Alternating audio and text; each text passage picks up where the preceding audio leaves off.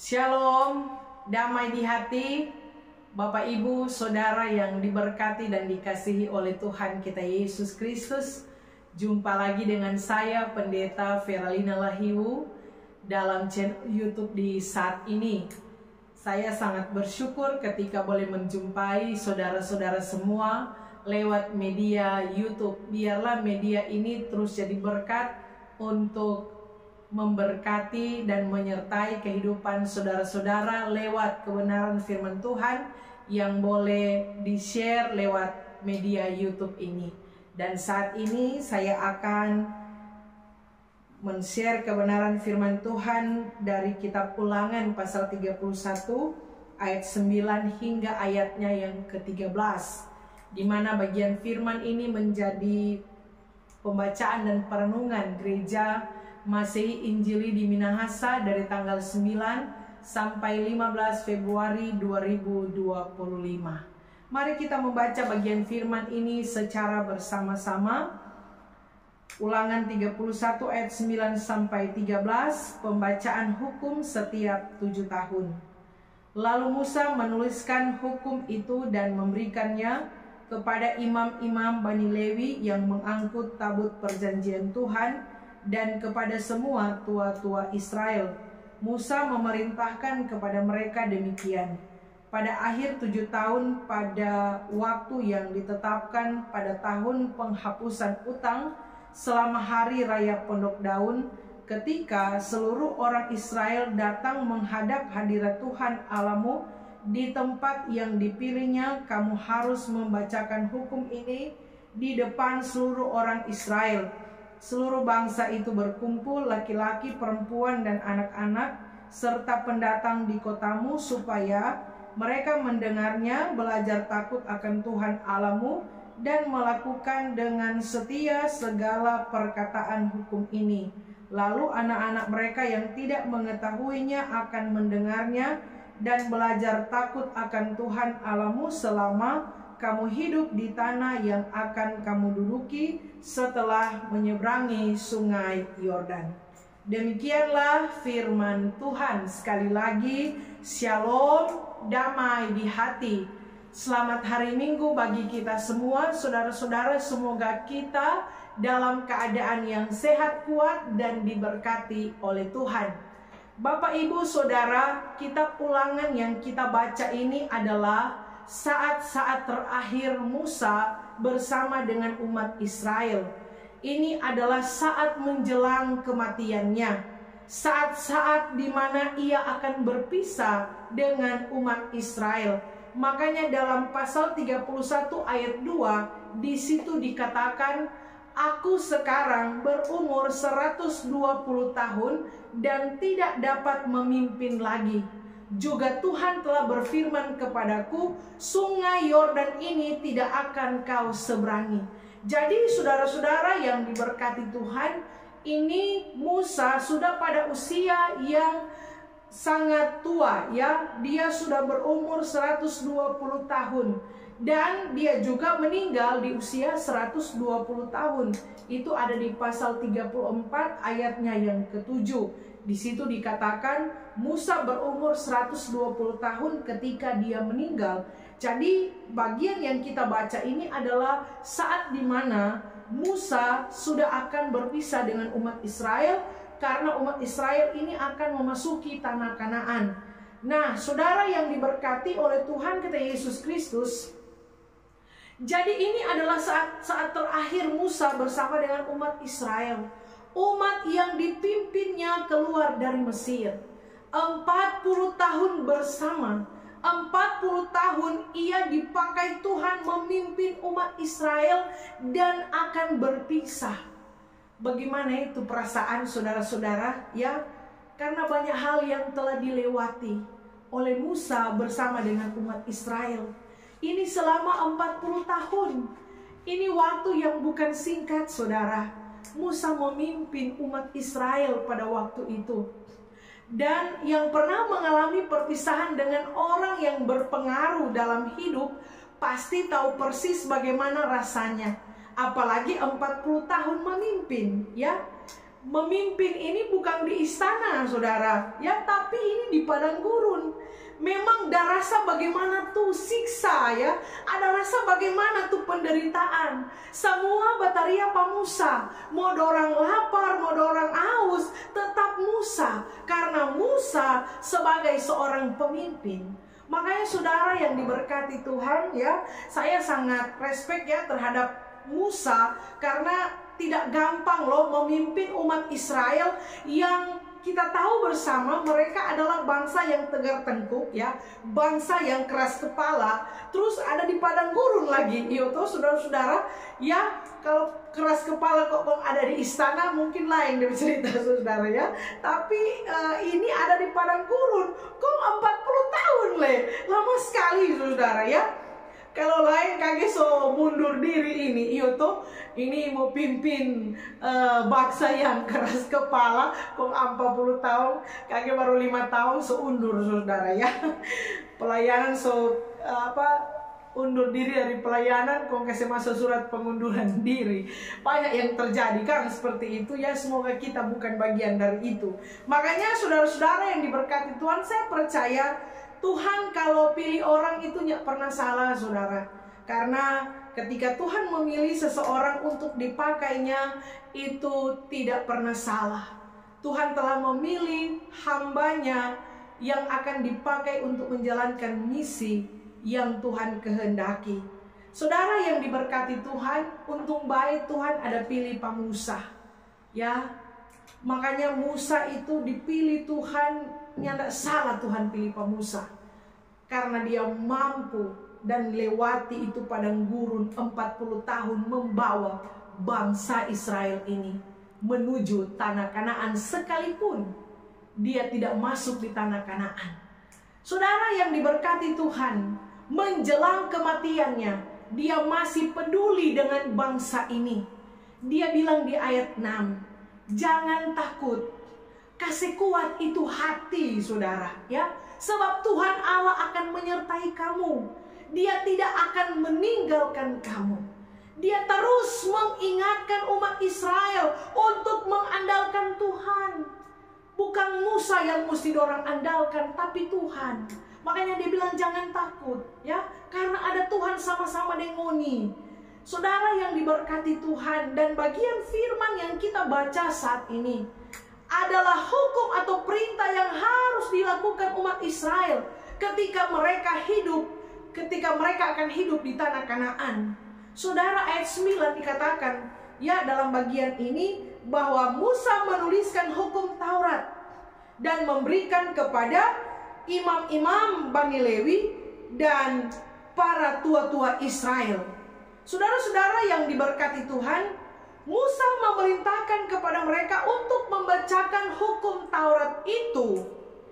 Jadi saudara, hal ini ditugaskan kepada para imam dan tua-tua Israel, karena mereka adalah pemimpin.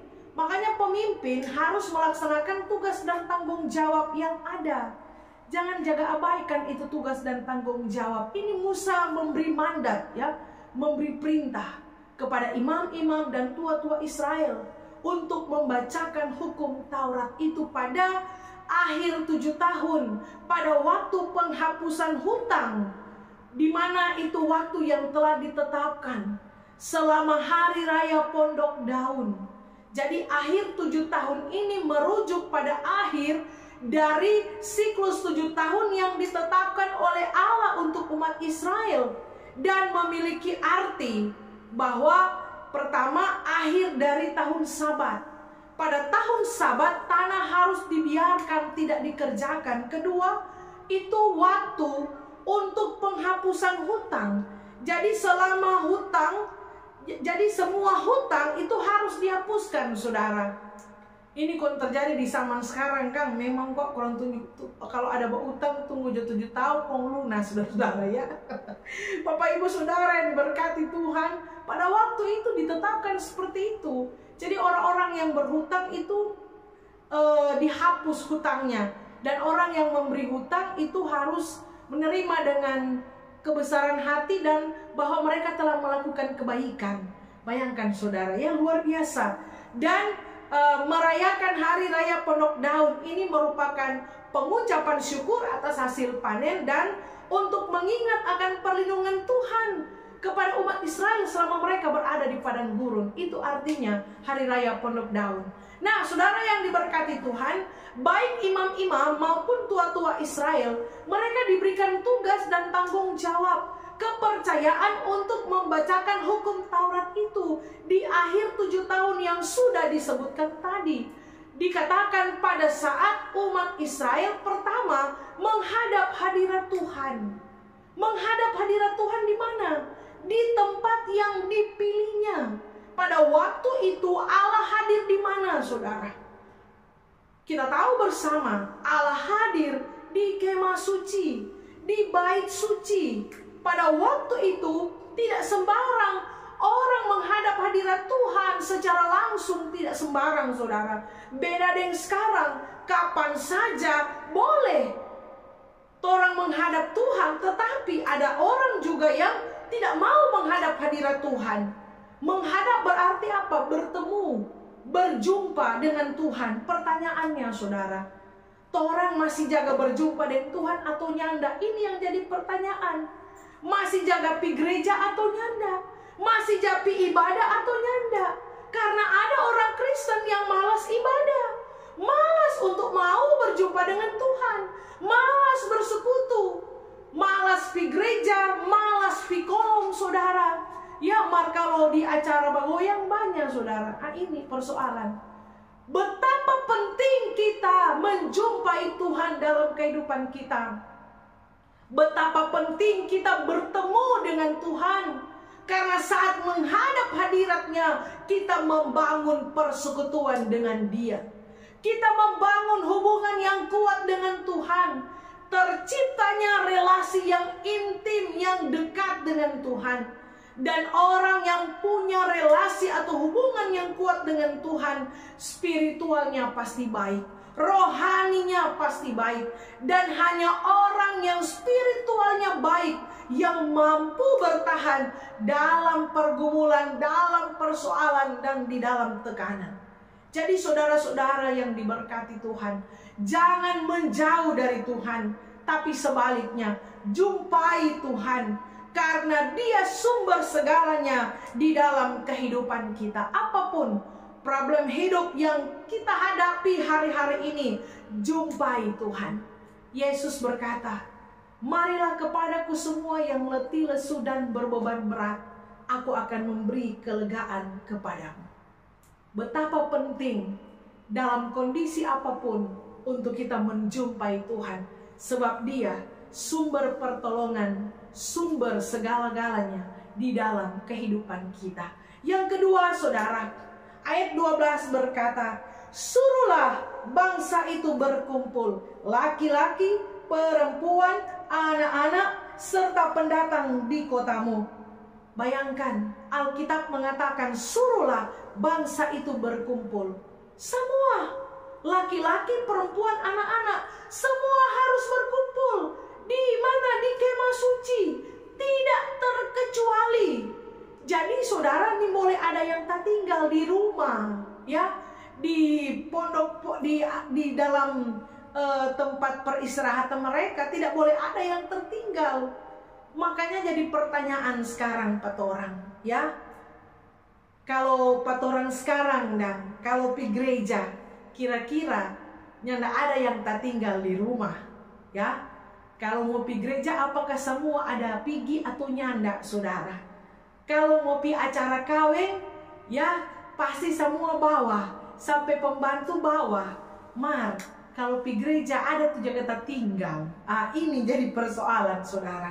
Makanya saudara yang diberkati Tuhan, kadang-kadang kan kalau pi gereja, pak itu aja tertinggal di rumah, ya. Karena banyak bapak-bapak tuh malas jabat ibadah. Padahal laki-laki adalah imam. Bahkan disebutkan dalam bacaan ini, lebih dulu itu laki-laki, saudara. Artinya apa? Dikatakan di sini tuh seluruh bangsa itu, suruhlah bangsa itu berkumpul, laki-laki, jadi laki-laki yang lebih-lebih dulu disebutkan dalam bagian ini. Laki-laki, bapak-bapak, para suami harus jadi teladan utama dalam hal persekutuan dengan Tuhan. Ya, karena di Alkitab saja dicumul lebih dulu laki-laki. Jadi laki-laki itu harus lebih-lebih dulu ada di persekutuan. Ya, lebih-lebih dulu ada di tempat ibadah. Ya, harus jadi contoh dan teladan. Jangan laki-laki lebih-lebih dulu ada tanpa judi, lebih-lebih dulu ada di kandang ayam, saudara. Ingat, laki-laki itu adalah kepala, adalah sumber di keluarga. Makanya harus betul-betul jadi imam yang membawa keluarga, istri, anak bersekutu dengan Tuhan. Saudara yang diberkati dan dikasihi oleh Tuhan kita Yesus Kristus, dikatakan semua berkumpul sampai anak-anak. Jadi saudara-saudara, itu anak jangan dia kasih tinggal. Kalau orang mau pi ibadah, ya kebiasaan orang tua, jangan kasih tinggal kalau mau pi kolom, ya. Pai tua karena jaga jo anak kita tuh pi kolom. Saudara, karena mungkin DP anak kalau di ibadahnya tabadian, kesana kamari jadi dia malas mau bawa, jadi kasih tinggal. Saudara yang diberkati Tuhan, biasakan anak-anak kita untuk beribadah kepada Tuhan, ya. Jangan dia kasih tinggal tuh anak-anak, karena ada kebiasaan seperti itu. Kalau pi ibadah, anak-anak dibiasakan tinggal di rumah, tidak bersekutu, saudara. Makanya ada pandangan ibadah kolom itu ibadah orang tua, padahal ibadah kolom itu ibadah bipra. Semua bapak, ibu, pemuda, remaja, anak sekolah minggu, lansia yang ada, saudara. Saudara yang diberkati Tuhan, jika Anda membiasakan anak Anda tidak beribadah, maka jangan marah jika kelak anak Anda tidak menjadi anak yang takut akan Tuhan. Jangan anggap enteng, saudara, ya. Itu dari kecil dibiasakan dalam persekutuan itu sampai besar. Dorang mau terbiasa beribadah. Itu dorang pekasana kamari, ya begitu anak-anak. Dorang mau kasih badiang duduk, kalau dia berdiri ya sebegitu, saudara. Tapi kita harus membiasakan anak-anak kita ada dalam persekutuan ibadah. Saudara yang diberkati Tuhan, makanya di ayat 13 bilang, lalu anak-anak mereka yang tidak mengetahuinya akan mendengar dan belajar takut akan Tuhan Allahmu selama kamu hidup di tanah yang akan kamu duduki setelah menyeberang sungai Yordan. Jadi saudara, anak-anak yang dibiasakan bersekutu dalam persekutuan beribadah akan mengalami pertumbuhan dalam iman, dan dia akan belajar untuk hidup takut akan Tuhan. Saudara yang diberkati oleh Tuhan kita Yesus Kristus, tapi dalam ayat ini dikatakan hanya setiap 7 tahun. Berarti kalau orang dengar ulang, berarti umur 14 tahun. Terlalu lama baru mau dengar ulang. Iya toh? Tapi saudara yang diberkati oleh Tuhan kita Yesus Kristus, ini ditugaskan kepada para imam dan tua-tua. Mau baca itu, ya setiap akhir 7 tahun. Tapi jangan lupa di pasal 6 dikatakan, ya tugas dan tanggung jawab sebagai orang tua. Setiap hari secara berulang-ulang, itu ada di Ulangan 6 ayat 7-9, ya. Firman Tuhan bilang, haruslah engkau mengajarkannya berulang-ulang kepada anak-anakmu. Bukan cuma para imam dan tua-tua Israel mau baca ini hukum Taurat ini firman ini setiap akhir 7 tahun. Lama sekali mau tunggu ulang 14 tahun. Makanya di pasal 6 firman Tuhan bilang, haruslah engkau mengajarkan berulang-ulang. Engkau ini siapa, saudara? Parents, para orang tua. Makanya sumber pengajaran firman Tuhan yang utama itu bukan dari imam-imam, bukan dari tua-tua Israel, bukan dari pendeta, penatua, diaken, ya guru agama, tetapi sumber pengajaran firman Tuhan yang utama itu dari orang tua, saudara. Ini jelas dari firman Tuhan, ya. Sebagai orang tua harus mengajarkan berulang-ulang. Itu dari utama dari orang tua, ya. Karena anak-anak bertumbuh, dia belum bertumbuh di gereja, dia bertumbuh di rumah, saudara. Dia mengalami pertumbuhan secara fisik itu dengan orang tua di rumah. Jadi di dalam pertumbuhan itu sebagai orang tua kita harus mengajarkan. Itu yang dimaksudkan oleh firman Tuhan. Makanya saudara, kalau orang lihat itu Efesus 4, ya. Saya ingat bagian firman dalam kitab Efesus pasal 4, saudara. Efesus pasal 6 ya, ayat 1 sampai ayatnya yang keempat, dikatakan, "Hai anak-anak, taatilah orang tuamu dalam Tuhan, karena demikianlah yang benar. Hormatilah ayahmu dan ibumu. Ini adalah suatu perintah yang penting, seperti yang nyata dari janji ini, supaya kamu berbahagia dan panjang umurmu di bumi." Dan ayat 4 saudara, "Hai bapak-bapak, janganlah bangkitkan kemarahan anak-anakmu, tetapi," catat saudara, "didiklah mereka di dalam ajaran dan nasihat Tuhan." Ya, orang tua harus mendidik, mengajarkan anak-anak sesuai dengan kebenaran firman Tuhan. Itu tadi yang saya katakan saudara. Laki-laki adalah kepala, bukan hanya sebagai kepala keluarga yang bertanggung jawab untuk memberi makan nasi ikan sayur, tetapi laki-laki adalah kepala keluarga, di mana juga menjadi kepala spiritual, kepala rohani, menjadi imam yang harus memberi makan makanan rohani terhadap keluargamu, termasuk anak-anak. Jangan orang hanya sibuk kerja, sibuk main HP, main game saudara. So kepala keluarga masih main game, ya, dan lupa dengan tugas kita. Ingat, laki-laki yang takut akan Tuhan, keluargamu pasti diberkati oleh Tuhan. Jadikanlah keluargamu untuk selalu datang menjumpai Tuhan, berkumpul dalam persekutuan, supaya mendengar firman dan belajar hidup takut akan Tuhan, serta setia melakukannya. Makanya saudara yang diberkati Tuhan, tema yang diangkat oleh bagian firman yang kita baca, mendengar firman agar hidup takut akan Tuhan. Ya, dengar firman di mana? Ya mungkin dengar firman di tanpa menyambung ayam, saudara. Mendengar firman dalam persekutuan, dalam ibadah.